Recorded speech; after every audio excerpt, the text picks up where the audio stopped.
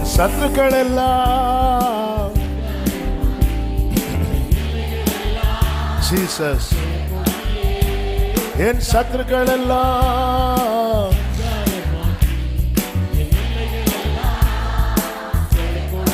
ஆமென். ஜெய கொடியே, வெற்றி கொடியே, கல்வாரியே, நேச கொடியே,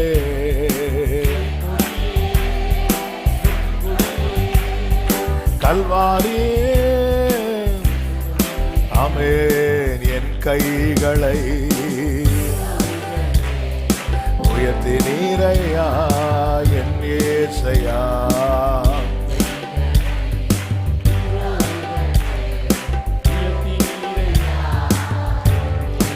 ஓ என் சத்துருக்கள் எல்லாம், என் எல்லைகள் எல்லாம் ஜெய கொடியே,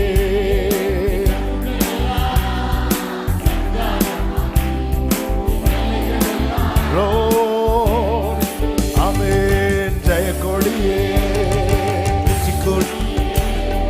கல்வாரியே, நேச கொடியே,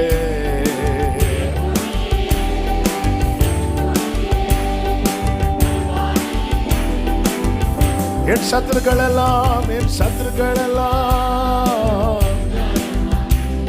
என் எல்லைகள் எல்லாம்,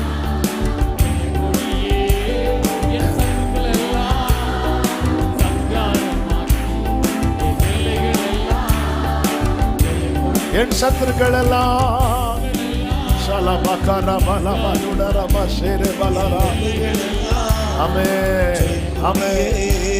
என் சத்துருக்கள் எல்லாம் சங்காரமாக்கி என் எல்லைகள் எல்லாம் ஜெய கொடியே, ஜெய கொடியே, வெற்றி கொடியே, கல்வாரி நேச கொடியே, ஹல்லேலூயா ஆமென் ஆமென் ஹல்லேலூயா. ஜெய கொடி ஆமென். கர்த்தர் நமக்காக யுத்தம் பண்ணுகிறவர். கர்த்தர் நம்மோடு கூட பேசுவாராக. நாகும் தீர்க்க தரிசன புஸ்தகம் 1வது அதிகாரம் அதனுடைய 12வது வசனத்தை வாசிக்க கேட்கலாம். நாகும் 1:12. கர்த்தர் சொல்லுகிறது என்னவென்றால், அவர்கள் சத்துருக்கள் சம்பூரணம் அடைந்து அநேகராயிருந்தாலும் அறுப்புண்டு போவார்கள், அவன் ஒளிந்து போவான். உன்னை நான் சிறுமைப்படுத்தினேன், இனி உன்னை சிறுமைப்படுத்தாதிருப்பேன். கரங்களை உயர்த்தி ஹல்லேலூயா. சத்துரு எவ்வளவு பெரியவனா இருந்தாலும் அவனுடைய ரிசல்ட்டை கர்த்தர் எழுதி வைத்திருக்கிறார். அவன் அறுப்புண்டு போவான். ஆமென். அறுப்புண்டு. கடந்த நாள்ல ஆவியானவர் ஒரு வார்த்தையை இருதயத்தில் அதிகமாய் கொண்டு வந்து இடைப்பட்டு கொண்டிருந்தார். நான் உடனே நோட் பண்ணிட்டு இந்த ஃப்ரைடே கர்த்தர் இதுதான் பேச போகிறார் என்று. அதுதான் தாவீதினுடைய நிலை நமக்கு தெரியும். தாவீது 3வது சங்கீதத்தில் சொல்லும் போது சொல்லுகிறார், என் சத்துருக்கள் எவ்வளவாய் பெருக இருக்கிறார்கள், எனக்கு விரோதமாய் எழும்புகிறவர்கள் அநேகர். ஆனால் புதிய ஏற்பாட்டிலே வேதம் நமக்கு அழகாய் காண்பிக்கிறது, நமக்கு யுத்தம் மாம்சத்தோடும் இரத்தத்தோடும் அல்ல. எனவேதான் நமக்குள்ளே அந்த மாம்ச கிரியைகள் வெளிப்படத்தக்கதான பகையோ கசப்பையோ நம்ம நம்முடைய இருதயத்தில் வைக்கக்கூடாது. நாம கர்த்தரை பார்க்கும்போது கர்த்தருக்கு தெரியும், பழி வாங்குதலும் பதில் செய்தலும் கர்த்தருக்குரியது. யாரை எப்படி டீல் பண்ணணும் என்பதை கர்த்தர் அறிந்திருக்கிறார். யாருக்கு என்ன செய்ய வேண்டும் என்பதை கர்த்தர் அறிந்திருக்கிறார். ஆமென். கர்த்தருக்கு மகிமை உண்டாவதாக. 92வது சங்கீதத்தில் சங்கீதக்காரன் அழகாய் ஒரு வார்த்தையை இப்படி சொல்லுகிறார். 11வது வசனம், என் சத்துருக்களுக்கு நேரிடுவதை என் கண் காணும். ஆமென். ஹல்லேலூயா. என் சத்துருக்களுக்கு நேரிடுவதை என் கண் காணும். இந்த வார்த்தை எல்லாரும் சத்தமா வாசிங்க பார்க்கலாம்.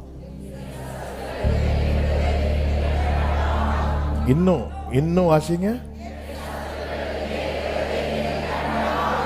இன்னும் சத்தமா வாசிங்க. கைகளை உயர்த்தி ஹalleluya. அதனுடைய 7வது வசனத்திலே சத்துருவின் வளர்ச்சியை குறித்தும் 12வது வசனத்திலே கர்த்தருடைய பிள்ளைகளுடைய வளர்ச்சியை குறித்தும் சொல்லப்பட்டிருக்கிறது.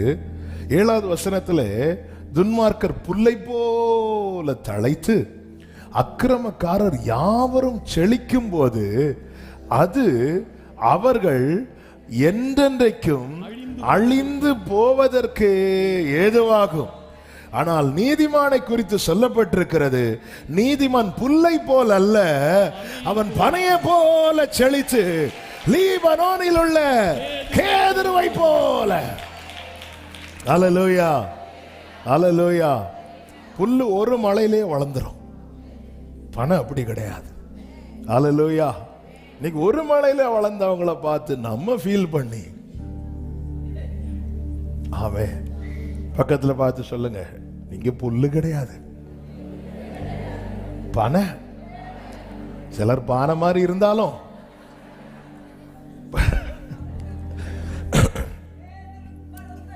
பனை. ஆமென் சொல்லுங்க பார்க்கலாம். இப்ப சத்துரு புல்லை போல தழைத்து செழிக்கும் போது ஆண்டவர் சொல்றீங்க பாரு, அது அவன் என்றென்றைக்கும் அழிவதற்கு ஏதுவானது. அதனால ஆண்டவர் அவன் கை ஓங்கி இருக்கிறது. ஆண்டவர் அவன் அப்படி செய்யறான், ஆண்டவர் இப்படி செய்யறான். அதனாலதான் துன்மார்க்கருடைய வாழ்க்கையை பார்க்கும்போது எனக்கு அவங்க மேல என்ன வந்துட்டான், பொறாம வந்துச்சு. ஆண்டவர் அவங்க எல்லாமே அவங்க பக்கம் தான் இருக்கு, எல்லாமே அவங்க சைடு தான் இருக்கு, எல்லாமே அவங்களுக்கு ஏதுவா தான், அவங்களுக்கு ஃபேவரா தான் நடக்குது, அவங்க வாய்ஸ் தான் இங்க எடுபடுது. ஆண்டவர் தெளிவாய் சொல்லுகிறார். இந்த சங்கீதமே ஓய்வு நாளின் பாட்டுன்னு தான் சொல்லப்பட்டிருக்கிறது. தேவ சமூகத்துல வந்து நீ பாடணும், நீ துதிக்கணும்.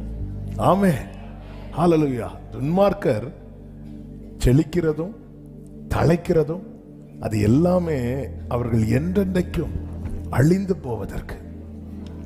ஆனால் கர்த்தருடைய பிள்ளைகள், நானும் நீங்களும் அவருடைய இரத்தத்தினால் நீதிமான்களாக்கப்பட்டவர்கள். நீதிமான் பனையை போல செழித்து லீபனோனில் உள்ள கேதுருவை போல. ஆமென் சொல்லுங்க பார்க்கலாம். ஹல்லேலூயா, ஆமென். முதல்ல வேறு தான் நல்லா வளரும், அதுக்கப்புறம் தான் வெளியே வளரும். ஆமென். நல்ல கிறிஸ்துவுக்குள்ள அவருடைய வார்த்தைகளை நம்மை வேர்கொள்ள வைத்து கொஞ்சம் கொஞ்சமாய் வளர பண்ணுகிறார், கொஞ்சம் கொஞ்சமாய் வளர பண்ணுகிறார். பொதுவாகவே நம்ம ஊர்ல ஒரு சொல் வழக்கம் உண்டு, ஒரு வீட்டுக்கு ஒரு பனைமரம் இருந்து அந்த வீடு வாழ்ந்துரும் அப்படின்னு சொல்லுவாங்க.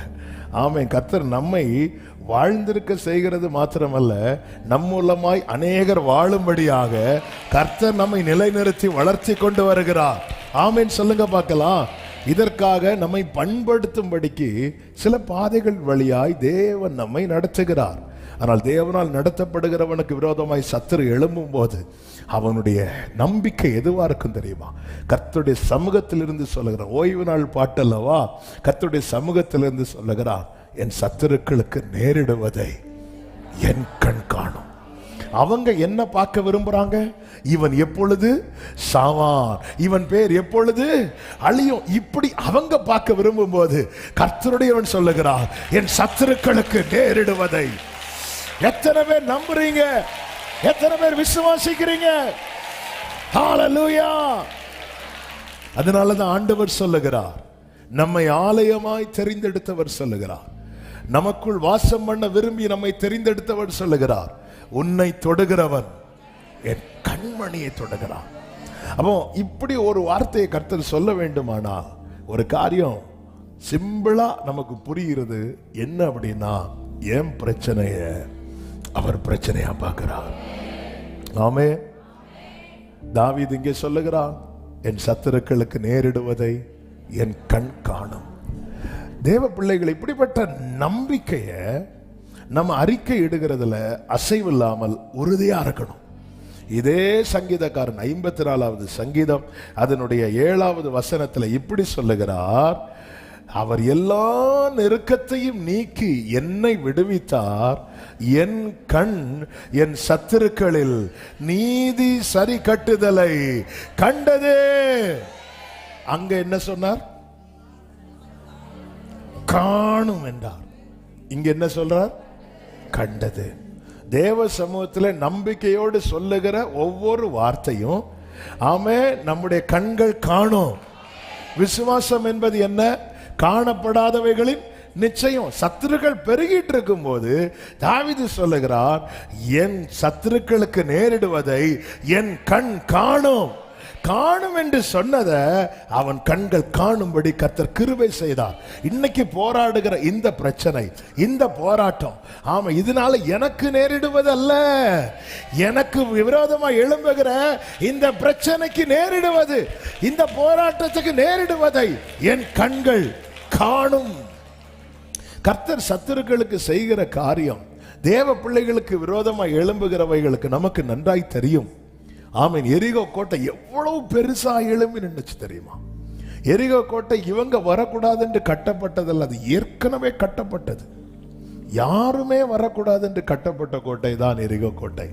இஸ்ரவேலர் வரக்கூடாது என்று கட்டப்பட்ட கோட்டை அல்ல, எல்லாருக்குமே அது சவாலான கோட்டை. ஆனால் கர்த்தர் நியமித்த பாதை என்ன செய்வதற்கு அந்த வழியாய் தான் கர்த்தர் நடத்தி இருக்கிறார். ஆமென். இந்த பிரச்சனை எல்லாருக்கும் பிரச்சனை. ஆனா என்ன பண்ண, எனக்கு கர்த்தர் இந்த பாதையில தான் நடத்தி இருக்கிறார் அப்படின்னா அதன் அர்த்தம் என்ன? இந்த பிரச்சனை சால்வ் பண்ணிட்டு தான் அடுத்த காரியம். ஆமென். இஸ்ரவேலர்கள் எகிப்திலிருந்து வராங்கப்பா, கோட்டையை கட்டு, அப்படி கட்டப்பட்ட கோட்டை அல்ல, வேற யாரும் உள்ள வந்துடக்கூடாது என்று கட்டப்பட்ட கோட்டை. ஆமென். ஒருவனுக்கு அப்படிதான் இருக்கும். யோசுவா 6வது அதிகாரம் 1-2 வசனங்களை நீங்க கவனிச்சீங்கன்னா, 1வது வசனத்தை வாசிங்க. யோசுவா 6:1. எரிகோ இஸ்ரவேல் புத்திரருக்கு முன்பாக அடைக்கப்பட்டிருந்தது, ஒருவரும் வெளியே போகவும் இல்லை, ஒருவரும் வெளியே போகவும் இல்லை, ஒருவரும் உள்ளே வரவும் இல்லை. எரிகோ இஸ்ரவேல் புத்திரருக்கு முன்பாக அடைக்கப்பட்டிருந்தது, ஒருத்தருக்கு உள்ளே அப்படி லாக். ஆமென். ஆனா வேற வழி இல்லை, இதை உடைச்சுதான் ஆகணும். ஆமென்.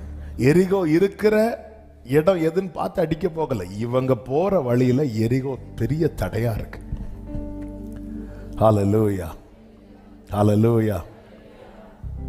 ஆண்டவர் சொன்னார், நீ போ அப்படிங்கிறார். எரிகோவை சுத்த விடுறார், எரிகோவை சுத்த விடுறார். சத்துருக்களுக்கு அது சிரிப்பா இருந்திருக்கும். ஒருவரை ஆயுதம் எடுக்க விடல இந்த கோட்டையை தகர்க்க. 7வது நாளில் இவர்கள் ஆர்ப்பரித்த போது அலங்கங்கள் இடிந்து கீழே விழுகிறது. இவங்க இப்படி நடக்கும்னு யோசித்திருக்க மாட்டாங்க. யோசுவாவுக்கு தெரியும் கர்த்தர் ஒப்பு கொடுத்தாருன்னு, ஆனா எப்படி ஒப்பு கொடுக்க போகிறான்னு தெரியாது. ஒவ்வொருவரையும் ஒவ்வொரு பாதையிலே நடத்துகிற விதங்கள் வித்தியாசம். இன்னொரு இடத்துல சொல்றாரு, தடைகளை நீக்கி போடுகிறவர்கள் முன்பாக நடந்து செல்லுகிறார், அவர்கள் தடைகளை. அப்போ எல்லாத்தையும் ஆண்டவர் பிரச்சனை சால்வ் பண்ணிட்டு போவார், நீ அந்த தடையெல்லாம் மாத்திட்டு போ அப்படின்னு. ஒரு இடத்துல சொல்றாரு, கால் வைக்கிறதுக்கு முன்னாடி சமுத்திரத்தை பிளந்து நடத்துகிறார். இன்னொரு இடத்துல நீ கால் வச்சாதான் பிரச்சனை சால்வ் ஆகுங்கிறார். ஆண்டவர், நான் கால் வச்சு யோர்தான் இழுத்துட்டு போயிட்டுன்னா அப்படியே சொல்லிட்டே இரு, பிரச்சனை உனக்கு சால்வே ஆகாது. தேவ பிள்ளைகளை, ஏன் பிரச்சனையை கர்த்தர் கையாளுவார். இந்த நம்பிக்கை நமக்கு இல்லை என்றால் நம்மால முன்னேற முடியாது, நம்மால ஜெயிக்க முடியாது. இந்த நம்பிக்கை இருந்த ஒருவன் அன்று யுத்த களத்தில் போனதுனாலதான் 40 நாள் வந்து நின்ற பெலிஸ்தியன் அதற்கு மேல நிற்க முடியாதபடிக்கு விழுந்து போனான். எல்லாரும் உங்க இருதயத்துல கை வச்சு இந்த ஒரு வார்த்தையை சத்தமா சொல்லுங்க, என் பிரச்சனைய கர்த்தர் கையாளுவா. நம்புறவங்க ஒரு விஷயம் கூட சத்தமா சொல்லுங்க, என் பிரச்சனைய கர்த்தர் கையாளுவா. ஜெயம் எனக்கு, ஜெயம் எனக்கு, இயேசுவின் நாமத்திலே. ஆமென். சத்துருக்களுக்கு கர்த்தர் செய்கிற காரியங்கள் ரொம்ப வித்தியாசமா இருக்கும். ஆமென். அதுல 5 காரியங்கள் மெடிடேட் பண்ண வச்சார். 3 காரியத்தை சொல்ல முடியுமான்னு பார்க்கிறேன். அப்படி இல்லைனாலும் 2லயாவது சொல்லிடலாம். ஆமென். கர்த்தர் பலப்படுத்துவாராக. 132வது சங்கீதம் அதனுடைய 18வது வசனம் நன்றாய் தெரிந்த வசனம். அவன் சத்துருக்களுக்கு வெட்கத்தை உடுத்துவேன், அவன் மீதிலோ அவன் கிரீடம் பூக்கும். இங்கே கர்த்தர் சத்துருக்களுக்கு என்ன செய்கிறார்? வெட்கத்தை உடுத்து வைக்கிறார். எப்படி வெட்கத்தை உடுத்து வைக்கிறார் தெரியுமா? அவன் மீதிலோ அவன் கிரீடம் போக்கும். நம்ம என்ன நினைச்சிட்டு இருப்போம் தெரியுமா? ஆண்டவரே என் சத்துருக்களை அடிச்சிருங்க, நிர்மூலமாக்கிருங்க. ஆண்டவர் எப்படி என்ன செய்யணும் என்பதை அவர்கிட்ட விட்டுறணும். நம்ம பிரச்சனையை மட்டும்தான் அவர்கிட்ட சொல்லணும். ஆமென். நம்முடைய பிரச்சனைகளை மட்டும்தான் சொல்லணும்.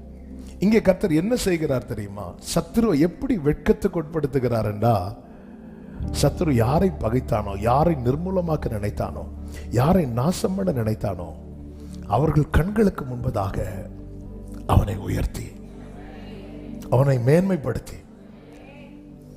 சங்கீதம் 23 தாவீது பாடின பாட்டு என்ன? என் சத்துருக்களுக்கு முன்பாக நீர் எனக்கு ஒரு பந்தியை ஆயத்தப்படுத்தி என் தலையை.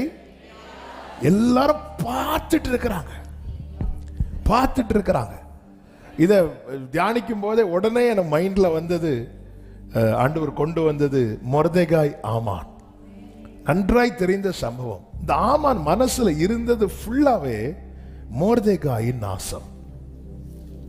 இவன் நாசமாகணும், இவன் எழும்பிடக்கூடாது, இவன் அடி வாங்கணும், இவன் தள்ளப்படணும். என்ன மனசோ தெரியல. அதாவது நீங்க ஒண்ணு கவனிச்சீங்கன்னா தெரியும், இந்த ஆமானுக்கு கொடுக்கப்பட்ட மேன்மை அன்று அதை உண்மையில அவன் அனுபவிக்கவே இல்லை. ஏன் அனுபவிக்கல தெரியுமா? அடுத்தவனுடைய நாசம் அவன் மனசுல இருந்துச்சு. நல்ல கவனமா கேளுங்க. இன்னொருத்தவர்களுடைய அழிவு, இன்னொருத்தவர்களுடைய நாசம், இன்னொருத்தவர்களுடைய வீழ்ச்சி, ஆமென், இது நம்முடைய மனசுல இருக்குமானால் நமக்கு எவ்வளவு நன்மை கொடுக்கப்பட்டாலும் நம்மால அனுபவிக்க முடியாது. அதில் ஒரு அடையாளம் தான் எஸ்தர் விருந்து வைக்கிறார். விருந்து வச்சு ஆமான கூப்பிட்டு விடுறாங்க. ராஜஸ்திரீ விருந்து ராஜாவுக்கு தான் வைப்பா. அதையும் தாண்டி நாட்டில் இருக்கிற ஒருவன் அந்த விருந்தில் கலந்து கொள்ளுகிறான் என்றால் அவன் உண்மையிலே ராஜாவுக்கு அடுத்தவன். அப்படிதான் எல்லாரும் பார்ப்பாங்க. அவ்வளவு மேன்மையான காரியம். ஆனால் அந்த ஆமான் சொல்லுகிற வார்த்தை கேளுங்கள். எஸ்தர் 5வது அதிகாரம் அதனுடைய 10 முதல் வாசியுங்கள். ஆகிலும் ஆமான் அதை அடக்கிக் கொண்டு தன் வீட்டுக்கு வந்து தன் சிநேகிதரையும் தன் மனைவியாகிய சிரேஷ்டையும் அழைத்து தன் ஐஸ்வர்யத்தின் மகிமையையும் தன் பிள்ளைகளின் புரட்சியையும் ராஜா தன்னை பெரியவனாக்கி தன்னை பிரபுக்கள் மேலும் ராஜாவின் ஊழியக்காரர் மேலும் உயர்த்தின எல்லாவற்றையும் ஆமான் அவருக்கு விவரித்து சொன்னான். அடுத்து சொல்றான் பாருங்க. பின்னையும் ஆமான் ராஜஸ்திரியாகிய எஸ்தரும் தான் செய்த விருந்துக்கு ராஜாவுடனே கூட என்னை தவிர வேறொருவரையும் அழைக்க, ராஜாவுடனே கூட என்னை தவிர வேறு ஒருவரையும் அழைக்கவில்லை. நாளைக்கும் ராஜாவுடனே கூட நான் விருந்துக்கு வரவழைக்கப்பட்டிருக்கிறேன் சொல்லிட்டு அடுத்த வார்த்தை சொல்லும். ஆனாலும் அந்த யூதனாகிய மொர்தெகாய் ராஜாவின் அரமனை வாசலில் உட்கார்ந்து இருக்கிறதை நான் காணும் அளவு என்றான்.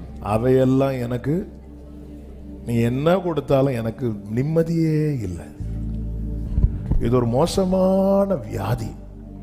இதுக்கு மருந்து என்ன தெரியுமா? அடிதான். அவன் என்ன வீடு பெரிய நல்ல வீடு இருக்கும், நிம்மதியா தூங்க மாட்டாங்க. அவன் எப்படி வீடு கட்டிட்டான்? நம்ம உழைச்சோம், நம்ம நல்ல,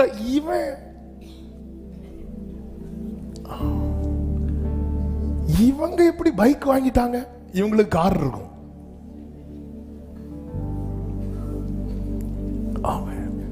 இவனுக்கு இந்த, அதாவது மொர்தெகாயை குறித்து ஆமான் மனசுல இருந்தது அவ்வளவுமே நாசம். நல்ல கவனிங்க. வேதம் சொல்லுகிறது, நான் வாசிக்கிறேன், டைம் போகிறது. எஸ்தர் 3:5 மொர்தெகாய் மேல ஆமான் மூர்க்கம் நிறைந்தவனானான். அவனை பார்த்தாலே கோபம் வருது. 3:6 அற்பமாய் பார்க்கிறான். அற்பமாய் மொர்தெகாயின் மேல் மாத்திரம் கைப்படுவது அவனுக்கு அற்ப காரியமாய் கண்டது. அதே 3:6 பிற்பகுதியில மொர்தெகாய்க்கு எதிரான பிளான் பண்றான், திட்டம் போடுறான், எதிர் திட்டம் போடுகிறான். 10:11 அதற்கான அனுகூலத்தையும் அவன் பெற்றுக்கொள்ளுகிறான். நமக்கு என்ன கேட்க தோணும் தெரியுமா? ஆண்டவர் ஏன் இவனை இவ்வளவு செய்ய விடுறாருன்னா? ஹல்லேலூயா. நம்ம ஒரு கொசு வந்தாலே கடிக்கிறதுக்கு பிள்ளைய கடிக்க கூடாதுன்னு அடிக்கிற அடியில அந்த வம்சத்தையே காலி பண்ணுவோம். கர்த்தருக்கு மகிமை உண்டாவதாக. அதனுடைய 11-12 வாசிங்க. அப்பொழுது ராஜா 10 3:10. அப்பொழுது ராஜா தன் கையில் இருக்கிற தன் மோதிரத்தை கழற்றி அதை ஆகாகியனாகிய அம்மெதாத்தாவின் குமாரனும் யூதரின் சத்ருவுமாகிய ஆமானிடத்தில் கொடுத்து உன் இஷ்டப்படி செய்யலாம் என்றான். இது யார் சொல்றா? ராஜா சொல்றா. எப்படி, யாருக்கு இஷ்டப்படி இனி மொர்தெகாய்க்கு செய்யப்பட போகிறது? ஆமானுடைய இஷ்டப்படி. எப்படிங்க இருக்கும்? அவன் மனசுல என்ன இருக்குன்னா இவனுடைய நாசம். கொஞ்சம் கவனமா கேளுங்க. அவன் ஒரு பையனும் ஒரு பொண்ணும் காலேஜில் படிக்கிறாங்க. அந்த பிள்ளைய ஒரு ஸ்டாஃபுக்கு பிடிக்கவே இல்லை. அவங்க மனசுல பிளான் பண்ணிட்டாங்க, இவனை எப்படியாவது ஃபெயில் ஆக்கிறணும்னு. கரெக்டா ப்ராக்டிக்கலுக்குள்ள வராங்க, லேபுக்குள்ள போறாங்க. யாரை இன்சார்ஜா போட்டிருக்கிறாங்கன்னா இதே ஸ்டாஃபை போட்டிருக்கிறாங்க. அவங்க பார்த்துட்டு ஒரு சிரிப்பாங்க. அந்த சிரிப்பு எதை காண்பிக்கிறது தெரியுமா? இந்த லேப் நீ என்ன பண்ணாலும் ஃபெயிலு தான். அப்படி ஃபெயில் ஆக்குகிற நல்லவங்கெல்லாம் இருக்காங்க, நல்லா இருப்பாங்க. இதுதான் ஒருத்தனை குறித்து அவன் மனசுல அவ்வளவு நாசத்தையும் வன்மத்தையும் வைத்திருக்கிறவன் கையில உன் இஷ்டப்படி செய்ய என்று ஒரு ஆர்டர் கொடுக்கப்பட்டா எப்படி இருக்கும்? அடுத்த கேள்வி இப்படி நம்ம லைஃப்ல வரும்போது நமக்குள்ள எழும்புகிற கேள்வி, எனக்குள்ள எழும்புகிற கேள்வி ஒண்ணுதான், இவ்வளவு ஏன் ஆண்டவரை விடுறீங்க? ஆமா, இவ்வளவு ஏன் ஆண்டவரை விடுறீங்க? ஆமா, இவ்வளவு எதுக்கு ஆண்டவரை விட்டு வைக்கிறீங்க? எதுக்கு ஆண்டவரை இவ்வளவு விடுறீங்க? இதுதான் இன்னைக்கு அநேகருக்குள்ள எழும்புகிற கேள்வி. இன்னைக்கு அநேகருக்குள்ள தேவ பிள்ளைகளை ஒன்றை புரிந்து கொள்ளுங்கள். என் காரியத்துல கர்த்தர் அமைதியா இருக்கிறார் என்றால் அவர் என்னை கைவிட்டார் என்ற அர்த்தம் கிடையாது. ஆமென். நம்ம என்ன நினைக்கிறோம்? ஆண்டவருடைய அமைதி அவர் கைவிட்டார் என்று இல்ல. என் காரியத்துல கர்த்தர் அமைதியா இருக்கிறார் என்றால் அந்த காரியத்தை எப்படி செய்யணும், எப்பொழுது செய்ய வேண்டும், அதை எப்படி கையாள வேண்டும் என்பதை அவர் நன்றாய் அறிந்திருக்கிறார். ஆமென், ஆமென். நமக்கு என்ன பிரச்சனைனா ஆண்டவருடைய அமைதி தான் பிரச்சனை. ஆண்டவருடைய அமைதி. ஆண்டவரை இவ்வளவு செய்யறோம், அவன் மூர்க்க வைக்கும் போதே அவன் மூக்கிலே குத்திரக்கூட நீங்க செய்யல. அவன் ஆண்டவர் அமைதியா இருக்கிறார், அமைதியா இருக்கிறார். என் தேவன் என் வாழ்க்கையில அமைதியா இருக்கிறார்னாலே அவர் என்னை கைவிட்டார் என்ற அர்த்தம் அல்ல. இந்த ஆமானுக்கு என்ன செய்ய வேண்டும் என்பது கர்த்தருக்கு தெரியும். இதை ஒரு தேவ பிள்ளை புரிஞ்சுக்கணும். ஆனால் இங்கே அடுத்து மொர்தெகாயின் அனுபவம் எப்படி போகிறது என்றால் 4:1 சொல்லப்பட்டிருக்கிறது, நடந்து யாவற்றையும் அவன் துயரமுள்ள மகா சத்தத்துடனே அலறிக்கொண்டு. இந்த இவனை மொர்தெகாய் தெரியும், நம்ம சர்ச்சில் கூட இந்த செர்மன் பல முறை நாம தியானிச்சிருக்கிறோம். எனவே நான் ரொம்ப டீட்டெயிலா போகல. யூதன் பிரதிஷ்டை உள்ளவன், இவன் பிரதிஷ்டை உள்ளவன். இந்த பிரதிஷ்டை உள்ளவங்களை பார்க்கறது ரொம்ப ரேர், ரொம்ப ரேர். அப்படி தேவனுக்காக பிரதிஷ்டை உள்ள இந்த மொர்தெகாய் வாழ்க்கையில இந்த பாதையை தேவன் அலோவ் பண்ணி இருக்கவே கூடாதுன்னு தான் மாம்ச கண்கள், மாம்ச சிந்தை நமக்கு சொல்லும். ஆண்டவரே, எல்லாரும் எங்க வீட்டில் எல்லாருமே கடமைக்காக உங்களை தேடும் போது நான் உண்மையா உங்களை தேடுறேன் ஆண்டவரே, எனக்கு நீங்க இப்படி செஞ்சிருக்க கூடாது. இப்படி அநேகருடைய புலம்பல் இருக்கிறது. அது கேட்கணும்னு கேட்கறது கிடையாது, சூழ்நிலை அப்படி கேட்க வைக்கிறது. என் வாழ்க்கையில இவ்வளவு நடந்த நான் இன்னும் உங்களை தேடி வந்துட்டு இருக்கிறேன் ஆண்டவரே, எனக்கு நீங்க இப்படி அனுமதிச்சிருக்க கூடாது. இப்படி யாருமே கேட்கணும் கேட்கறது கிடையாது. ஆனா சூழ்நிலை என்ன செய்கிறது அப்படின்னா கேட்க வைக்குது. கர்த்தருக்கு மகிமை உண்டாவதாக. அவன் துயர சத்தத்துடனே அலறிக்கொண்டு வரான். அவன் நடக்கும் போதே அழுதுட்டே வரான். அதாவது வேதனையில நம்ம வீட்டு கதவை அடைத்து கொண்டு அழுகிற அனுபவம் இருக்கிறது.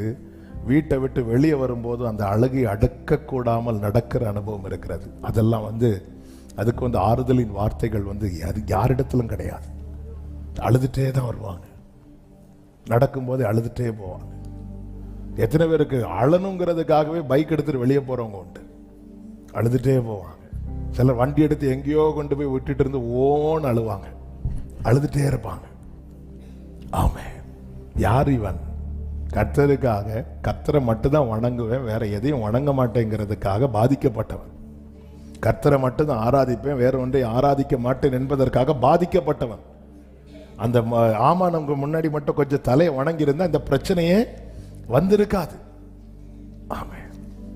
ஆனா நான் ஆண்டவரை தள்ளி வேற யாருக்கு முன்னாடி என் தலையை தாழ்த்த மாட்டேன் என்பதில் உறுதியா நிற்கிறவன்.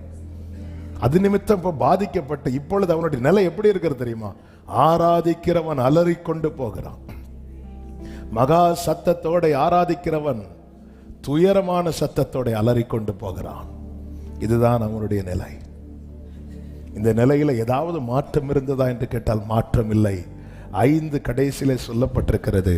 5வது அதிகாரம் கடைசி வசனம். அப்பொழுது அவன் மனைவியாகி சிரேஷும் அவனுடைய சிநேகிதர் எல்லாரும் அவனை பார்த்து, கடைசியில சொல்லப்பட்டிருக்கிறது இந்த காரியம் ஆமானுக்கு நன்றாய் கண்டதினால் தூக்கு மரத்தை செய்வித்தான். அது பாத்தீங்களா அந்த சம்பவத்தை பார்த்து? அப்போ எவ்வளவு பொல்லாத சத்துரு மனதுல எவ்வளவு வன்மத்தை வைத்திருக்கிறான். இந்த ஆமானுக்கு விருந்து ஹாப்பியா சாப்பிட முடியலையா? இந்த மொர்தெக்காய் இருக்கிறது வரைக்கும் என்னால சந்தோஷமா அந்த விருந்துல பங்கெடுக்க முடியல. உடனே அவனுடைய மனைவி நண்பர்கள்லாம் சொல்றாங்க, நீங்க ஒன்று பண்ணுங்க, மொர்தெக்காயை தூக்கு போடும்படி நாளை எதுன்னு ராஜா கிட்ட சொல்லுங்க, அதுக்கப்புறம் சந்தோஷமா ராஜாவுடனே விருந்துக்கு போகலாம் அப்படின்னு. இந்த காரியம் ஆமானுக்கு நன்றாய் கண்டதினால் தூக்கு மரத்தை செய்வித்தான். இனி 6:1 வாசிங்க. அந்த ராத்திரியில் கைகளை உயர்த்தி ஆமென் சொல்லுங்க பார்க்கலாம். ஆமென். ஹல்லேலூயா. அந்த ராத்திரியிலே என்னதுன்னு அர்த்தம்? ஆமானே, நீ இவ்வளவு நேரம் செஞ்சதெல்லாம் சின்ன சின்ன காரியம். அவர் பார்த்துட்டு சும்மா இருந்துட்டார். இப்போ நீ மொர்தெக்காய்க்கு கழுத்துல கை வைக்க போற. நீ காலில் கை வச்ச, அமைதியா இருந்தா. இப்ப நீ வந்து எங்க கை வைக்கிற? கழுத்துல கை வைக்கிற. அவர் பார்த்துட்டு சும்மா இருக்க மாட்டார். ஆமே. என் வாழ்க்கையின் பிரச்சனை பிரவாகம் போல என் காலை மூடினது. மூடி எழும்பிச்சு அவர் அமைதியா இருந்தார். ஆனா என் கழுத்துல கை வைக்கிறான் தெரிஞ்சதும் அந்த ராத்திரியில கர்த்தர் ஒரு கிரியை செய்வான். ஆமே. இதுக்கு மேல என் பிள்ளைய விட்டா இந்த பிரவாகம் அவனை அடித்து கொண்டு போய்விடும். இதுக்கு மேல இந்த பிரச்சனையை வளர விட்டா அவன் இல்ல என்கிற நிலை வரும்போது அவர்கள் தண்டு வலிக்கிறதில் வருத்தப்படுகிறதை அவர் கண்டு, ஆமென், என கேட்டுக்கொண்டிருக்கிற அன்பு சகோதரா சகோதரி, வாழ்க்கையில எத்தனை போராட்டம் இருந்தாலும் நம்முடைய முடிவு கர்த்தருடைய சித்தத்தின்படி தான் இருக்குமே தவிர ஆமானுடைய இஷ்டப்படி இருக்காது, ஆமானுடைய விருப்பப்படி இருக்காது. ஆமென். அந்த ராத்திரியிலே ராஜாவுக்கு நித்திரை வராதபடியினால், ஹல்லேலூயா, அவன் தூக்கு மரத்தை செய்யும் போது ஆண்டவர் ராஜாவுக்கு தூக்கத்தை தூக்கிட்டார். ஹல்லேலூயா. அவன் தூக்குறதுக்கு ரெடி பண்ணிட்டு இருக்கும் போது இவர் அவனுக்கு தூக்கத்தை தூக்கிட்டார். தூக்கிடுவார் ஆண்டவர். ஹல்லேலூயா. அவ்வளவுதான், தூக்கம் இல்லை. ஏன் ஆண்டவர் அமைதியா இருந்தார்னு இப்ப அடுத்து சொல்றேன். உடனே ராஜா சொல்றார், நடபடி புஸ்தகங்களை கொண்டு வர சொன்னான். அது ராஜ சமூகத்தில் வாசிக்கப்பட்டது. 2வது வசனத்திலே நமக்கு தெரியும் மொர்தெக்காய் செய்த காரியம் அங்கு எழுதப்பட்டது. 3வது வசனத்திலே, அப்பொழுது ராஜா, இதற்காக மொர்தெக்காய்க்கு கனமும் மேன்மையும் செய்யப்பட்டதா என்று கேட்டான். அதற்கு ராஜாவை சேவிக்கிற ஊழியக்காரர், அவனுக்கு ஒன்றும் செய்யப்படவில்லை என்று சொன்னார். இந்த புஸ்தகத்தில் எழுதப்பட்டிருப்பது யாருக்கு தெரியாது? ராஜாவுக்கு மறந்திருக்கும். யாருக்கு தெரியாது? ஆமானுக்கும் தெரியாது. வேற யாருக்கும் தெரியாது? மொர்தெக்காய்க்கும் தெரியும். அல்லேலூயா. இதெல்லாம் யாருக்கு தெரியும் தெரியுமா? கர்த்தருக்கு தெரியும். என் வாழ்க்கையில இவ்வளவு பிரதிகூலங்கள், இவ்வளவு பிரச்சனை நடுவில் அவர் அமைதியா இருக்கிறார்னா அவர் வேற ஒண்ணு எழுதி வச்சிருக்கிறார். எத்தனை பேர் நம்புறீங்க? அவர் புஸ்தகத்தில் எழுதப்பட்டதுதான் நடக்கும். ஹல்லேலூயா. ஆமென். அவருக்கு தெரியும், அது மூடி வைக்கப்பட்டிருக்கிறது. எப்ப திறக்கணும்? அடுத்த நாள் திறந்திருந்தா இல்ல, அந்த ராத்திரியில அதாவது பிரச்சனை கழுத்துக்கு மேல போகுதுன்னு வைங்களேன், அன்னைக்கு நைட்டு ஒரு மிராக்கிள் நடக்க போகுது. இதுவரை இல்லாத முறுமுறுப்பு இப்பொழுது ஆரோனுக்கு மேல அதிகமாய் பெறுகிறது. அந்த ராத்திரியில ஒரு மிராக்கிள். ஆமென். புஸ்தகம் திறக்கப்பட்டது. இது ஏற்கனவே எழுதப்பட்டது. இப்பொழுது நீங்க கவனிச்சீங்கன்னா, இப்ப ராஜா எதை டிஸ்கஸ் பண்ணிட்டு இருக்கிறார் தெரியுமா? மொர்தெக்காய்க்கு செய்ய வேண்டிய கனமும் மேன்மையும் டிஸ்கஸ் பண்ணிட்டு இருக்கிறார். 4வது வசனத்தை பாருங்கள். ஆமான் தான் செய்து தூக்கு மரத்திலே மொர்தெக்காயை தூக்கி போட வேண்டும் என்று ராஜாவிடத்தில் பேசும்படி ராஜா அரண்மனையின் வெளிமுற்றத்திலே வந்திருந்தான். ராஜா எதை பேசிட்டு இருக்கிறார்? மொர்தெக்காய்க்கு செய்ய வேண்டிய கனமும் மேன்மையும். ஆமான் எதை பேச வரான்?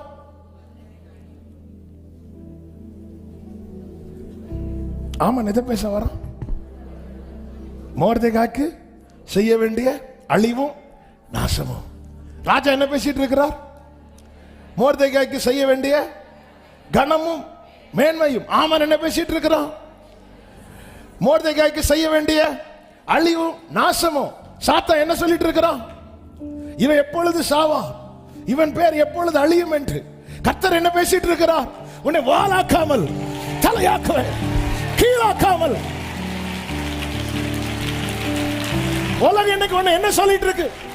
சத்துரு என்ன பேசிட்டு இருக்கிறான்? இந்த வார்த்தை அல்ல, பரலோகம் என்ன சொல்லுகிறது? கர்த்தர் என்ன பேசிக் கொண்டிருக்கிறார்? என் வாழ்க்கையில நிறைவேற போகிற வார்த்தை. நம்புறவங்க மாத்திர கரங்களை தட்டி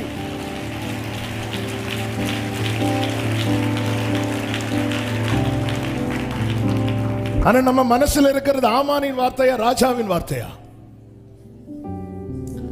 ஹல்லேலூயா. உலகம் என்ன சொல்லுது? ஆமான் என்ன சொல்ல வரான்? ஆமென். இவனை தூக்கிடணும். ராஜா என்ன பேசிட்டு இருக்கிறான்? இவனை கனப்படுத்தணும், இவனை மேன்மைப்படுத்தணும். ஆமென். எதிரான வார்த்தைகள் வர வர வர அனுகூலமான வார்த்தை ராஜ சமூகத்தில் இருந்து உலகம் சொல்லுது, இவனை தூக்கிடணும். ஹல்லேலூயா. ஆமென் சொல்லுங்க பார்க்கலாம். ஆமென் சொல்லுங்க பார்க்கலாம். ஹல்லேலூயா. ஹல்லேலூயா. இன்னும் ஆமானின் திட்டம் நிறைவேறாமல் போனதுக்கு காரணம் என்ன தெரியுமா? அதை விட உயர்ந்தவர் ஒருவர் எனக்காக வேற பேசிட்டு இருக்கிறார். ஓ, thank you Holy Spirit, thank you Father. நல்ல கரங்களை தட்டி ராலா மக்கரா பாபா வர்ஷிப் பண்ணுங்க. ரீமா மக்கரா லாபா ரீதடரா லாபா கரா. ஹல்லேலூயா. ஆமென். இந்த அகாஸ்வேரு ராஜா நேத்து வர வேற ஆமானுடைய இஷ்டப்படி செய்ய விரும்பினவர். இன்னைக்கு மாற காரணம் என்ன? நீதிமொழிகள் 21:1 தெளிவாய் சொல்லப்பட்டிருக்கிறது.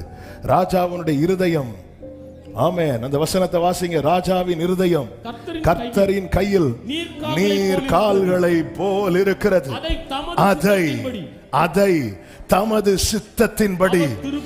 நல்ல கவனிங்க. உங்களுக்கான வேளை வரும் வரைக்கும் எல்லாமே ஆமானுக்கு அனுகூலமாய் நடக்கிறது போலதான் இருக்கும். உங்களுக்கான இரவு வர்றது வரைக்கும், உங்களுக்கான நேரம் வர்றது வரைக்கும் எல்லாமே ஆமானுடைய விருப்பப்படி நடக்கிறது போலதான் வரும். கர்த்தர் சீயோனுக்கு தயவு செய்யும் காலம் வரும்போது, அதற்கான குறித்த நேரம் வரும்போது அதை தமது சித்தத்தின்படி நல்ல கரங்களை தட்டி சேடபா. ஹல்லேலூயா.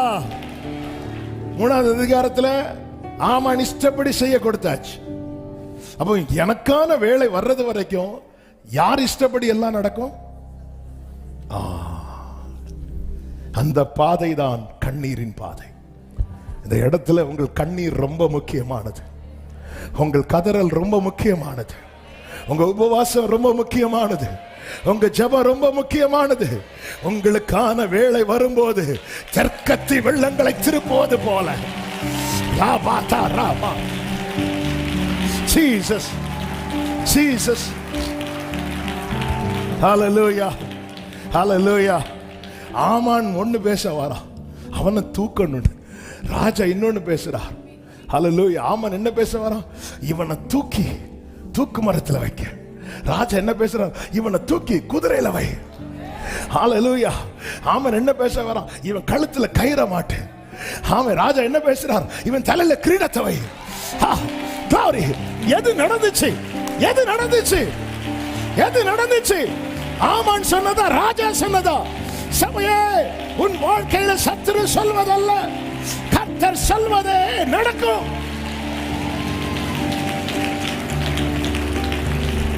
அதன் அடையாளம் என்ன?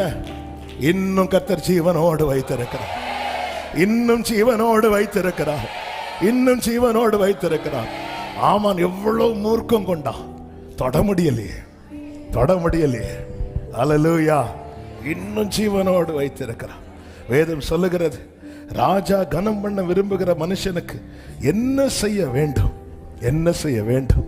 அடுத்த வசனத்தை கவனிச்சீங்கன்னா, ஆமென் ஹல்லேலூயா. 6வது வசனத்தை பாருங்கள். ஆமான் உள்ளே வந்தபோது ராஜா அவனை நோக்கி, ராஜா கனம் பண்ண விரும்புகிற மனுஷனுக்கு என்ன செய்யப்பட வேண்டும் என்று கேட்டான். அதற்கு ஆமான், என்னை என்று யாரை ராஜா கனம் பண்ண விரும்புவார்? அதன் அர்த்தம் என்ன? ஆமானுக்கு இம்மி அளவு கூட தெரியாது இந்த மொர்தெகாயை குறித்த ராஜாவுடைய பிளான். ஆமென். ராஜா மனசுல மொர்தெகாயை குறித்து என்ன திட்டம் வைத்திருக்கிறார் என்று ஆமானுக்கு கொஞ்சமும் தெரியாது. இன்னைக்கு அத்தனை பேர் கண்களுக்கு முன்பாக நாம் அற்பமாய் காணப்படலாம், ஆனால் திட்டம் அவருக்குள்ளே மறைக்கப்பட்டிருக்கிறது, என்னை குறித்த திட்டம். அதனால இப்படிப்பட்ட வார்த்தையெல்லாம் வரும்போது தையில கொம்ப எடுத்து வந்ததும் தாவீது வீட்டுல யாராவது நினைச்சாங்களா இது கண்டிப்பா தாவீது? இல்ல, நினைக்கவே இல்லை. உங்களுக்கு வேற பிள்ளை இல்லையா? வேற ஒருத்தன் இருக்கிறோம், எல்லாருக்கும் இளையவன். நினைக்கவே இல்லை. இந்த ஆமானுக்கு ஒன்னும் தெரியல.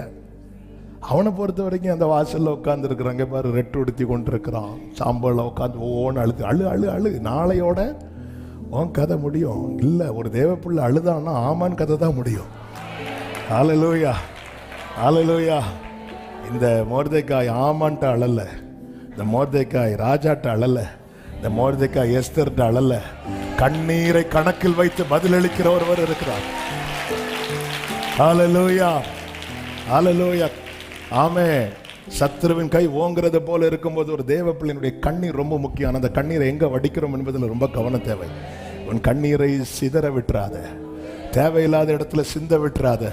பல முறை இந்த வார்த்தைகளை சொல்லி இருக்கிறேன். இயேசு ஊமையை சொன்னார் அல்லவா, வழியருகே விதைக்கப்பட்ட விதை பறவை கொத்தி கொண்டு போயிடும், அது முளைக்கவே செய்யாது. நம்ம பிரச்சனை என்னன்னே தெரியாதவங்கள்ட்ட போய் அழுது, நம்ம எவ்வளோ அழுதாலும் அவங்க அப்படியே வேற என்ன விசேஷம் கேட்குறவங்கள்ட்ட போய் அழாதீங்க. ஹல்லேலூயா. சில விதைகள் கற்பாறையில் விழுமா, அது உடனே முளைக்குமா, ஆனால் ஒரு வெயில் பட்டதும் போயிருமா. அதே போல் நம்ம பிரச்சனை கேட்டதும் அப்படியா அப்படின்னு சொல்லிட்டு அடுத்த நாள் பார்த்தா ஃபோன் எடுக்க மாட்டாங்க. இப்படிப்பட்டவங்க இருப்பாங்க. அந்த பிரச்சனை உள்வாங்க மாட்டாங்க, ஆனால் உணர்ச்சி பொங்குவாங்க. கேட்டதும் இப்படி நடந்துட்டா, அந்த டிவி சீரியல்லாம் பார்த்து அழுவாங்க தெரியுமா, அதே மாதிரி நம்ம பிரச்சனை அவங்கள்ட்ட எல்லாம் போய் அழாதீங்க. சிலர் பாருங்க, சில விதைகள் எங்க விழுந்துச்சான், முள்ளுள்ள இடத்துல விழுந்துச்சான். அது கூட வளரும் போது முட்கள் என்ன செய்யுமா, நம்ம தலைவலின்னு போனா தள்ளி போ, எனக்கு மொத்தமே வலிச்சிட்டு இருக்கு. இப்படிப்பட்டவங்கள்ட்ட போய் அழாதீங்க. ஆனா சில விதைகள் நல்ல நிலத்துல, அன்னாளின் கண்ணீர் நல்ல நிலத்துல விழுந்தது, அது 100 பலன் கொடுத்தது. வேற யார்ட்டையும் அழாதீங்க. அழணும்னா அந்த அழுகை, இந்த கண்ணீர், இதை பேசிட்டே இருக்கலாம், எத்தனை முறை வேணாலும் பேசலாம். ஏன்னா அவர் மட்டும்தான் உபத்திரவப்படுகிறவனுடைய உபத்திரவத்தை அற்பமாய் பார்க்க மாட்டார்.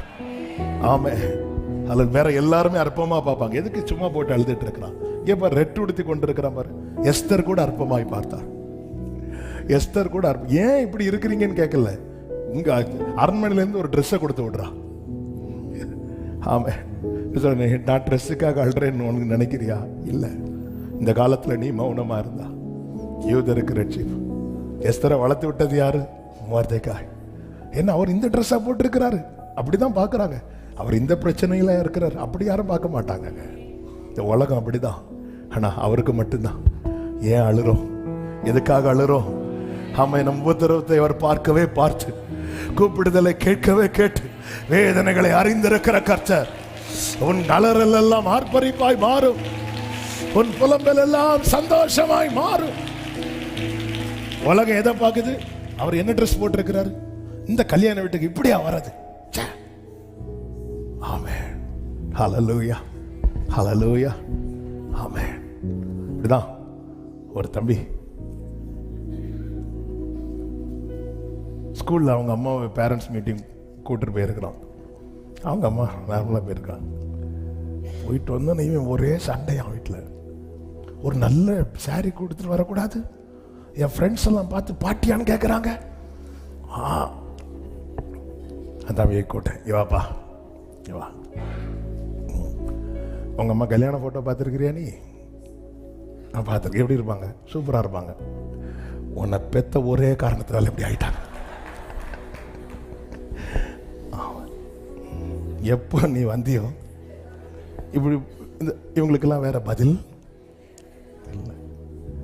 உனக்கு வேண்டி அவ்வளோ சாக்ரிஃபைஸ் பண்ணி இப்படி ஆயிட்டாங்க. சரியா? இன்னைக்கு நீ அழகா இருக்கிறல்ல, அதுக்காக அவங்க அலங்கோலமானாங்க. பல நேரத்தில் இன்னைக்கு நம்ம எதங்க பார்க்குறோம்? என்ன ட்ரெஸ் போட்டிருக்கிறோம், எந்த காரில் வரோம்? எஸ்தர் பார்க்குறாங்க. யாரு? மொர்தெகாய். அவங்களா எப்படி இருக்கிறாங்க? அவர் ரெட்டு உடுத்தி கொண்டிருக்கிறார். இந்த ஷர்ட் புது ஷர்ட், நியூ பிராண்ட் கொடுது. அவர் அப்படியே திருப்பி அனுப்பி விட்டாரு. பிரச்சனை தெரியாம இந்த உலகம் வெளியே பூச பார்க்கும். ஆனா அடிக்காயத்தை குணமாக்குற ஒரு பரலோகத்தில் இருக்கு. ஹல்லேலூயா. ஆமன் திட்டம் போடும்போது சும்மா இருந்தார். ஆனா தூக்குமரம் செய்த அந்த ராத்திரியிலே புஸ்தகம் திறக்கப்பட்டது. என்னை குறித்து எழுதப்பட்ட புஸ்தகம் திறக்கப்பட்டது. அப்போ ஒரு சைடுல பார்த்தா ஆமானும் ஹெல்ப்ஃபுல்லா தான் இருந்திருக்கிறான். ஆமான் என்னைக்கு தூக்குமரம் செஞ்சானோ அந்த ராத்திரியில. ஆமேன் சொல்லுங்க பார்க்கலாம். வேதம் சொல்லுகிறது 10வது வசனம். அப்பொழுது ராஜா ஆமானை நோக்கி, சீக்கிரமாய் சொன்னபடி வஸ்திரத்தை. நல்லா புரிஞ்சுக்கோங்க, புஸ்தகம் திறக்கப்பட்டதுக்கு அப்புறம் தாமதம் கிடையாது. சீக்கிரம் சீக்கிரம். எனக்காக புஸ்தகம் திறக்கப்படுமா? இந்த கேள்வியோடு யாராவது இருக்கிறீங்கன்னா, வெளிப்படுத்தின விசேஷம் 4வது அதிகாரம், அதனுடைய 1, 2, 3 வசனம், 5வது அதிகாரம், அதனுடைய 1, 2, 3 வசனங்களை வாசிங்க. அன்றியும் உள்ளும் புறமும் எழுதப்பட்டு 7 முத்திரைகளால் முத்திரிக்கப்பட்டிருந்த ஒரு புஸ்தகத்தை சிங்காசனத்தின் மேல் வீற்றிருக்கிறவருடைய வலது கரத்தில் கண்டேன். புஸ்தகத்தை திறக்கவும் அதன் முத்திரைகளை உடைக்கவும் பாத்திரவான் யார் என்று மிகவும் சத்தமிட்டு கோடுகிற பலமுள்ள ஒரு தூதன். இந்த புத்தகத்தை யார் திறக்க போறாங்க? இந்த முத்திரையை உடைச்சு இந்த புத்தகத்தை திறக்கிற பாத்திரவான் யார் என்று மிகுந்த சத்தமிட்டு கூறுகிற பலமுள்ள ஒரு தூதனை கண்டேன். வானத்திலாவது பூமியிலாவது ஒருவனும் அந்த புஸ்தகம் திறக்கிறது வரைக்கும் இந்த ஆமானவன் திட்டத்தை செய்து கொண்டே இருப்பான். இந்த புஸ்தகத்தை திறக்க ஒருவரும் காணப்படாததினால் 4வது வசனத்தில் சொல்லப்பட்டிருக்கிறது, நான் மிகவும் அழுதேன். புஸ்தகம் திறக்கிறதுக்கு முன்னாடி என்ன நடக்குது பாத்தீங்களா? நான் மிகவும் அழுதேன். நான் மிகவும் அழுதேன். 5வது வசனம், அப்பொழுது மூப்பர்களில் ஒருவன், நீ அழ வேண்டாம், இதோ யூதா கோத்திரத்து சிங்கமும் தாவீதின் வேறுமானவர் புஸ்தகத்தை திறக்கவும்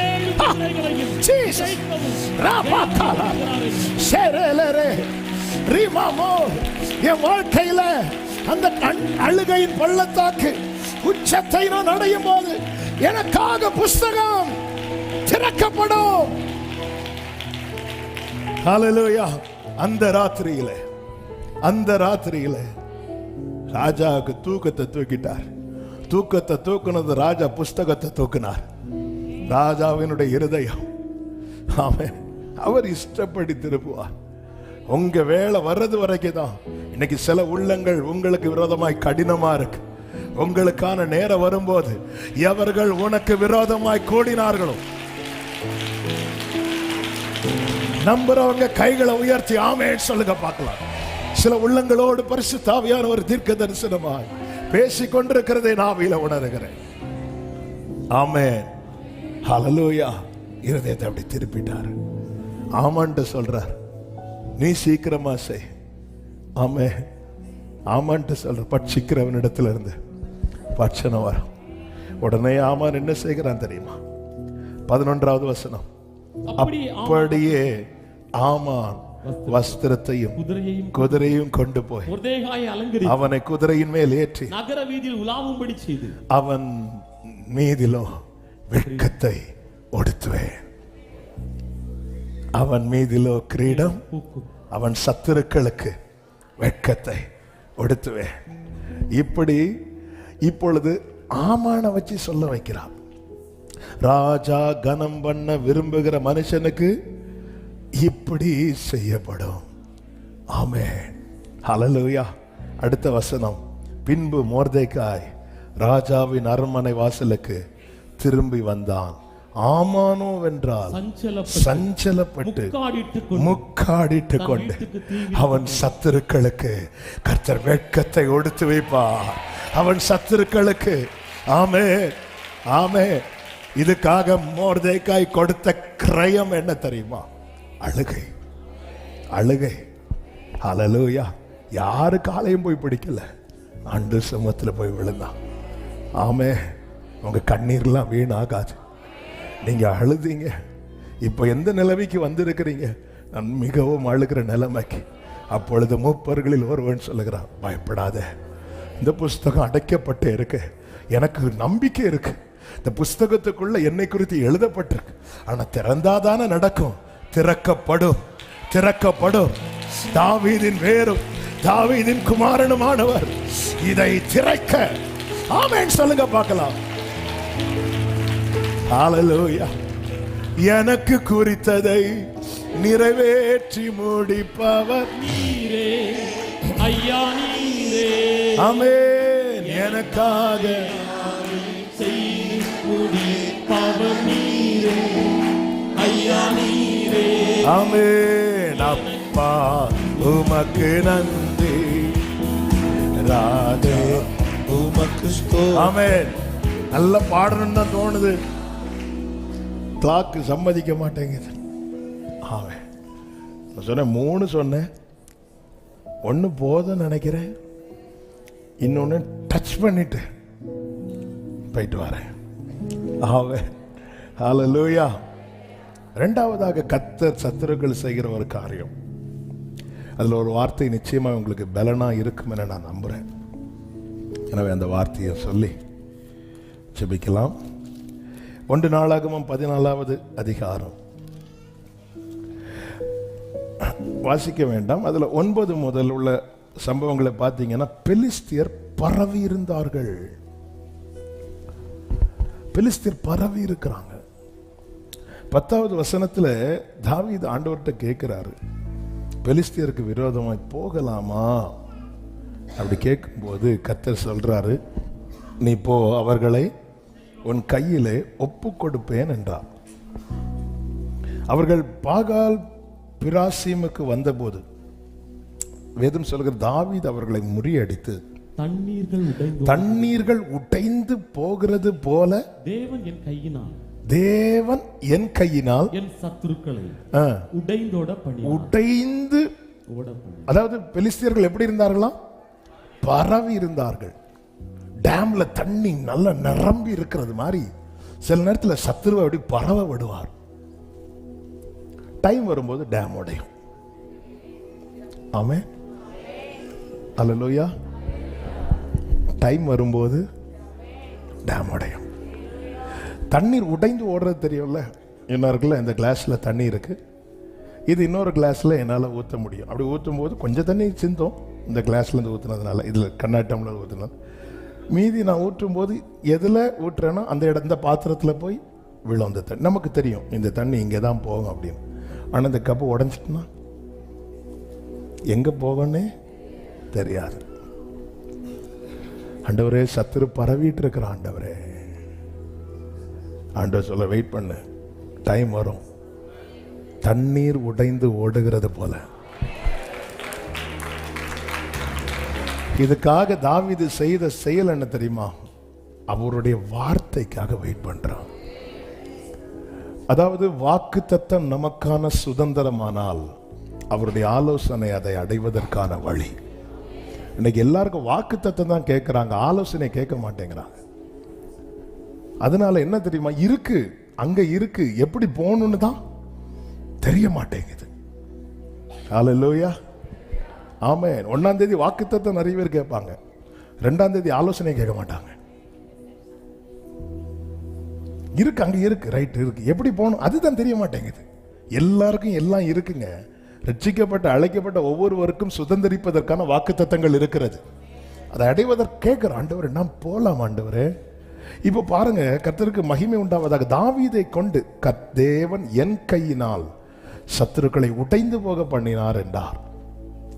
அதுக்கப்புறம் நீங்க பாத்தீங்கன்னா அக்னியினால் சுட்டரிக்கிறாங்க. 13வது வசனத்துல பெலிஸ்தியர் மறுபடியும் வந்து அந்த பள்ளத்தாக்கிலே இறங்கினார்கள். நல்ல கவனமா கேளுங்க. ஒரு பிரச்சனையிலிருந்து கர்த்தர் நமக்கு விடுதலை தரும்போது மறுபடியும் சத்துரு அந்த பிரச்சனையை கொண்டு வாரானா அந்த இடத்துல தேவனுடைய கோபம் அதிகமாக விளங்கும். நீங்க கவனிச்சீங்கன்னா தெரியும். மறுபடியும் வரும்போது இப்பொழுது தாவீது மீண்டும் கேட்கிறான். கேட்கும்போது கர்த்தர் என்ன சொல்லுகிறார்? 14வது வசனத்துல, தேவன் நீ அவர்களுக்கு பின்னாக போகாமல் அவர்களுக்கு பக்கமாய் சுற்றி முசுக்கட்டை செடிகளுக்கு எதிரே இருந்து அவர்கள் மேல் பாய்ந்து.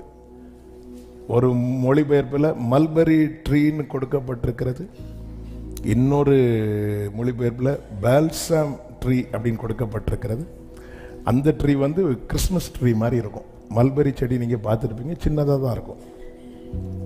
இங்க என்ன சொல்லப்பட்டிருக்குதுன்னா, முசுக்கட்டை செடிகளுக்கு எதிரே இருந்து அவர்கள் மேல் பாய்ந்து. அடுத்த வார்த்தை, முசுக்கட்டை செடிகளின் நுனிகளிலே இறைச்சலை நீ கேட்கும்போது. முசுக்கட்டை செடி நுனி, அந்த செடியே தாங்காது. ஒரு மனுஷன் ஏறினா அந்த செடி உடைஞ்சிரும். அந்த செடிகளின் நுனியில, அந்த டாப்ல நீ ஒரு சவுண்டு கேட்ப. என்ன சவுண்டா? இரைச்சல், செல்லுகிற இரைச்சல். அதை நீங்க ஆங்கிலத்தில் இப்படி இருக்கும், when you hear the sound of marching on the tops of the balsam trees. அதாவது மார்ச்சிங்னா ஒரு சேனை அணிவகுத்து செல்லுகிறது. தாவீதின் சேனை கீழே இருக்கு. ஆண்டவர் சொல்லி முசுக்கட்டை செடிக்கு பின்னாடி இருந்து அப்படி சுத்தி வா அப்படிங்கிறாரு. முசுக்கட்டை செடிக்கு மேல நுனியில ஒரு சேனை செல்லுகிற சத்தத்தை நீ கேட்ப. என்ன சேனை ஆண்டவரே? என்ன சேனை? ஹல்லேலூயா. யுத்தம் கர்த்தருடையது. கர்த்தர் தம்முடைய சேனைகளை இறக்குகிறார். வானத்திலிருந்து சேனை இறங்குது. நீ நிக்கிற அந்த முசுக்கட்டை செடி நுனியில அது டச் ஆயிட்டு போகும். அப்படி போகும்போது புரிஞ்சுக்கோ, நீ புறப்படு. அடுத்த வசனத்தை, அடுத்த வார்த்தையை பாருங்கள். யுத்தத்துக்கு புறப்படு. பெலிஸ்தரின் பாளையத்தை முறியடிக்க தேவன் உனக்கு முன்னே. ஆமென். ஆண்டவரே, இந்த பிரச்சனை தான் முடிச்சிட்டேன் ஆண்டவரே, திருப்பி வாரான்னு ஆண்டவர் பார்த்தார். இனி நான் இருந்து ஃபைட் பண்ண மாட்டேன், இனி நான் எழும்பி வாரேன். அதன் அடையாளம் என்ன? என் சேனை வந்து பாஸ் ஆகும் போது அந்த மார்ச்சிங் சவுண்ட் உனக்கு கேட்கும். அதன் அடையாளமா தான் நீ இருக்கிற அந்த முசுக்கட்டை செடி நுனியில ஒரு அசைவு உண்டாகும். ஒரு திடீர்னு அது அசையுது. ஆமென், ஹல்லேலூயா, ஹல்லேலூயா, ஆமென். எலிசாவின் வேலைக்காரனுக்கு தெரியல, தங்களை சூழ அக்கினி ரதத்தில் கர்த்தருடைய தூதர்கள் நிற்பது. உடனே அவன் சொல்றான், தேவனே கண்களை திறந்தருளும். முசுக்கட்டை செடி நுனி அது இரைச்சல் கேட்கும் போது புரிஞ்சுக்கோ, நான் உனக்கு முன்னாடி போயாச்சு, நான் உனக்கு முன்னாடி போயிட்டேன்னு நீ வா. அடுத்த வசனத்தில் சொல்லப்பட்டிருக்கிறது, தேவன் தனக்கு கற்பித்தபடியே. இந்த வார்த்தையை நல்லா அண்டர்லைன் பண்ணி வச்சுக்கோங்க. நம்ம இதெல்லாம் அண்டர்லைன் பண்ண மாட்டோம். நம்ம 17வது வசனத்தை அடின்னு போட்டு அண்டர்லைன் பண்ணி வைப்போம். என்ன? தாவீதின் கீர்த்தி பரவிற்று. தாவீது நம்ம அண்டர்லைன் பண்ண வேண்டியது 16. தேவன் தனக்கு, நல்ல கவனமாக கேளுங்க, நமது ஆலோசனைக்கு செவி கொடுத்துட்டோம்னா அவர் சேனை இறக்குவார். எனக்காக ஆட்களை இறக்குவாருங்க. ஆமென் சொல்லுங்க பார்க்கலாம். அந்த சேனை அப்படி பாஸ் ஆகி போ. ஆண்டு சொல்ல, இந்த இரைச்சல் கேட்கும் போது அது என்ன இரைச்சல் ஆண்டவரே? நான் உனக்கு முன்னாடி போறேன்னு புரிஞ்சுக்கோ. ஹல்லேலூயா, ஹல்லேலூயா. தண்ணீர் உடைந்து ஓடுவது போல கர்த்தர் சத்துருக்களை உடைந்து போக பண்ணுகிறவர். ஆமென் சொல்லுங்க பார்க்கலாம். எல்லாரும் அப்படி எழுந்து நிற்கலாம். ஹல்லேலூயா, ஹல்லேலூயா, ஹல்லேலூயா, ஹல்லேலூயா. ஆமென். என் சத்துருக்களுக்கு நேரிடுவதை என் கண் காணும். கர்த்தர் எல்லா சிறுமைக்கும் எல்லா நுகத்துக்கும் நீங்களாக்கி, ஆமென், அவர் செய்ய வேண்டிய கனத்தை, அவர் செய்ய வேண்டிய மேன்மையை கர்த்தர் நிச்சயமாய் அவருடைய பிள்ளைகளுக்கு செய்வார். துன்மார்க்கன் தழைக்கிறது அறுப்புண்டு போக, நீதிமான் தழைக்கிறது முதிர் வயதிலும் கனி கொடுக்க. கரங்களை தட்டி ஆமென் சொல்லுங்க பார்க்கலாம். என் சத்துருக்கள் எல்லாம் சங்காரமாக்கி, என் எல்லைகள் எல்லாம் ஜெயக்கொடியே. சங்காரமாக்கி என் எல்லைகள் எல்லாம் ஜெயக்கொடியே, ஜெயக்கொடியே, வெற்றி கொடியே, கல்வாரியே, ரசக்கொடியே.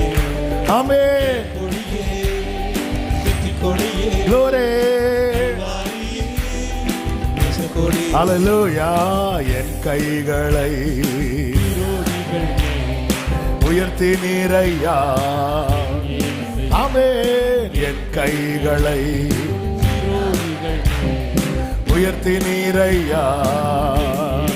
ஓ, என் சத்துருக்கள் எல்லாம் சங்காரமாக்கி என் எல்லைகள் எல்லாம், என் சத்துருக்கள் எல்லாம் சங்காரமாக்கி, என் எல்லைகள் எல்லாம் ஜெயக்கொடியே,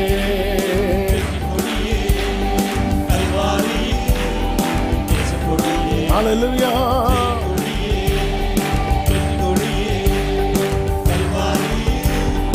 ஆமென். உம்மைத்தான் நான் நம்பியிருக்கேன். ஓரல பக்கரம சதரல. உம்மைத்தான்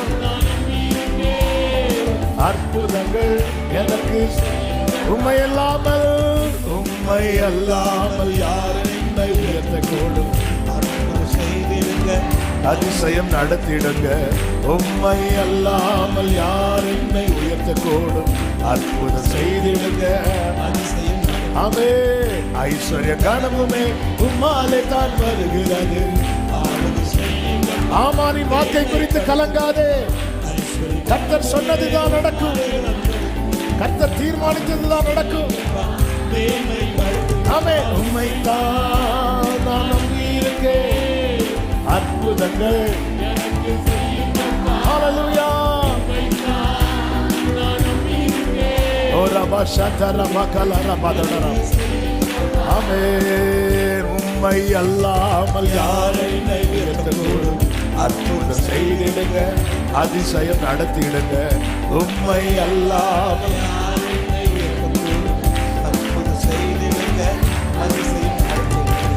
ஐஸ்வர்ய கனமுமே உம்மாலே தான். நமக்கா யுத்தம் பண்ணுகிறவர் நமக்கு முன்பாய் புறப்பட்டிருப்பா. நான் எப்படி ஃபேஸ் பண்ண போறேன் என்று கலங்குற சகோதரா சகோதரி, கர்த்தர் உனக்கு முன்பாய் புறப்பட்டிருப்பா. ஆமென். உம்மைத்தான் ஓரல மகர மஷதரல மகரே அற்புதங்கள் உம்மைத்தான் உம்மைத்தான் சலமகரமா துடரமலரமகரே. ஆமென். ஹalleluya ஹalleluya. நீ வலது கரத்தை வானத்துக்கு நேராக உயர்த்து, இடது கரத்தை இருதயத்தில் வைத்து, ஆண்டவரே எனக்காக நீர் என் பிரச்சனைகளை கையாள போகிறீர், அதற்காக ஸ்தோத்திரம் ஆண்டவரே. என் பிரச்சனைகளை நீர் கையாள போகிறீர், நான் நம்புறேன். வேளை வரும்போது என்னை குறித்து எழுதப்பட்டது, வேளை வரும்போது என்னை குறித்து எழுதப்பட்ட புஸ்தகம் திறக்கப்படும். எத்தனை ஆமான் என்றாலும் அதை தடுக்க முடியாது, எத்தனை ஆமான் எதிர்த்தாலும், எத்தனை ஆமான் எதிர்த்தால் அதை தடுக்க முடியாது, தடுக்க முடியாது. நான் நம்புறேன்.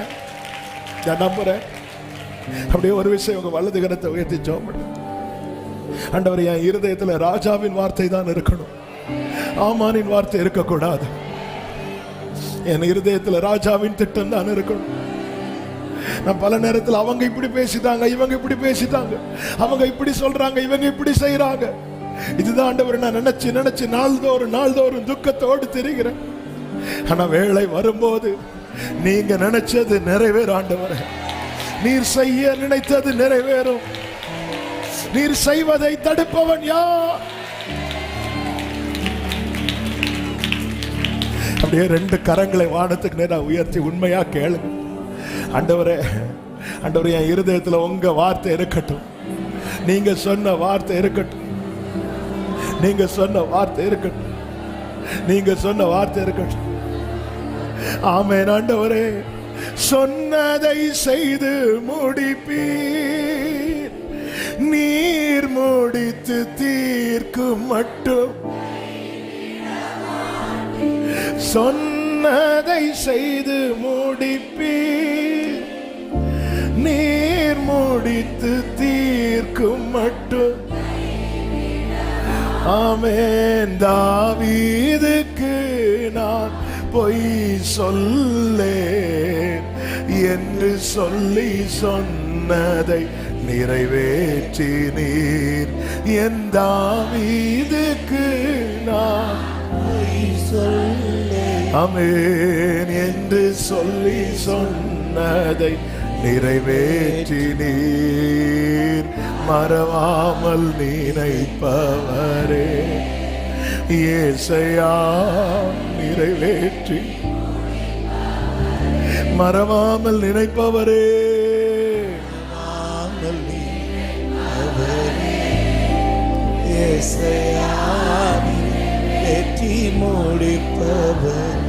ஒரு ராத்திரி அலறிக்கொண்டு, மகா சத்தத்தோடு அலறிக்கொண்டு வந்தவனுடைய அழுகையை மாற்றும்படியான ஒரு ராத்திரி. ஹல்லேலூயா. அவன் சத்துருக்களுக்கு வெட்கத்தை கொடுத்து வைப்பேன், அவன் மீதிலோ அவன் கிரீடம். உன் நிமித்தம் தேவன் உண்டு பண்ணினது உன் தலையிலே தான் இருக்கும். அந்த கிரீடம் ஆவானின் தலையில் அல்ல, இன்னொருவன் கையில் அல்ல. அது உனக்காக உன் நிமித்தம் தேவன் உண்டு பண்ணினது. ஆமென், ஆமென், ஆமென், ஆமென், ஆமென். நன்றி தகப்பனே, பரிசுத்த பிதாவே, நல்ல ஆண்டவரே, நன்றியோடு உம்மை துதிக்கிறோம், ஸ்தோத்தரிக்கிறோம். கிருபையாய் உங்க சமூகத்துல கொண்டு வந்து பாட, துதிக்க, ஆராதிக்க, செபிக்க வைத்த உம்முடைய அன்புக்காக நன்றி அப்பா. எங்களோடு பேசினீர், எங்களோடு இடைப்பட்டீர் ஆண்டவரே. நீர் எங்களுக்காக யாவையும் செய்கிறவர். ஆமென் ஆண்டவரே. ஹல்லேலூயா. எங்களுக்கான வேளை வரும் வரை எது எது எங்களுக்கு எதிராக இருந்ததோ அவை அனைத்தையும் எங்களுக்கு அனுகூலமாய் திருப்பும்படி கர்த்தாவே நீர் உம்முடைய கரத்தை நீட்டிருக்கிற அன்புக்காக ஸ்தோத்திரம், ஸ்தோத்திரம் ஆண்டவரே. ஒவ்வொருவரையும் சமாதானத்தோடு அனுப்புங்க. ஒவ்வொருடைய வாழ்க்கையிலும் நன்மைகளை கிருபைகளை தொடர பண்ணி சாட்சியாய் நிறுத்துங்க. உமக்கு அடையாளமாக இந்த பிள்ளைகளை வைத்துக் கொள்ளும். எல்லா ஆமானின் திட்டங்கள் அவமாய் போய் ஆமான் வெட்கப்பட போகிற தயவுக்காக ஸ்தோத்திரம், ஸ்தோத்திரம். இந்த பிள்ளைகளை வாழ்ந்திருக்க பண்ணும். மனதார வாழ்த்துகிறேன். ஆசீர்வதியும். சமாதானத்தோடு அனுப்பி சாட்சியாய் கொண்டு வாங்க. எல்லா மகிமை உமக்கே செலுத்துகிறோம் இரட்சகர் இயேசுவின் நாமத்தில் பிதாவே, ஆமென். என் ஆத்துமாவே கர்த்தரை ஸ்தோத்திரி, முழுமே அவருடைய பரிசுத்த நாமத்தை ஸ்தோத்திரி. என் ஆத்துமாவே கர்த்தரை ஸ்தோத்திரி, கர்த்தர் செய்த சகல உபகாரங்களை மறவாதே.